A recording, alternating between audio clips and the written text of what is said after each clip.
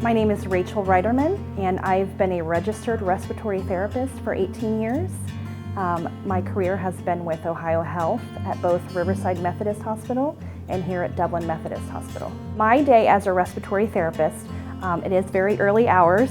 We arrive here at the hospital just a little after 6:30 a.m. where we clock in and we meet the night shift therapist, where we spend that initial time in the morning going through patient reports where we discuss the patients that we in turn will care for in the morning and throughout the day. And then we move into what we call the initial morning rounds, where we go see these patients that we have that are on the various pieces of equipment that we use in our career, ventilators, to areas in the NICU where we have preemies on bubble CPAPs. So all of that is incorporated into your first rounds where you're seeing and visiting and safety checking all of those patients to make sure everything is running smoothly. And then your day is filled in the off times covering the things that aren't planned in your day.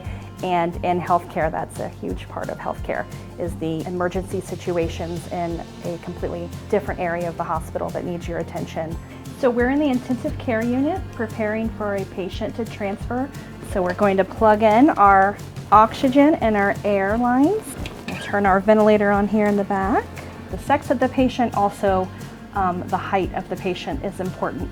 We can better customize these once the patient's attached to the ventilator. But just some general numbers that we start out that we think are safe. And then we'll hit start ventilation. Some of the most common conditions that we see as respiratory therapists and those patients that we treat are your pulmonary diseases such as asthma, and then also your COPD patients. That's usually a lifelong requirement of care. And then you also have those disease processes where your lungs typically react to other systems that are struggling. Those typically become your most critical patients that require ventilator support. To be a really excellent respiratory therapist, the qualities I believe you need are definitely compassion and also time management skills and critical thinking skills. And you may be asking yourself, do I have those?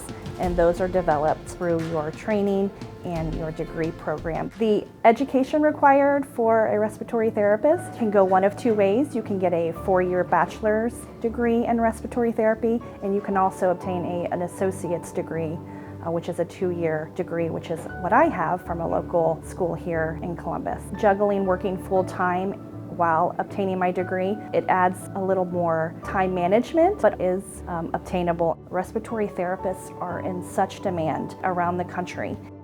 It is so very important to me to build those relationships with patients, and that continuity of care. Sometimes you're on a first name basis with them. We build that trust with them. You start to focus on your real value in your career, and when you see that you've touched the lives of patients and they come back and they remember you, that really keeps you motivated in your career.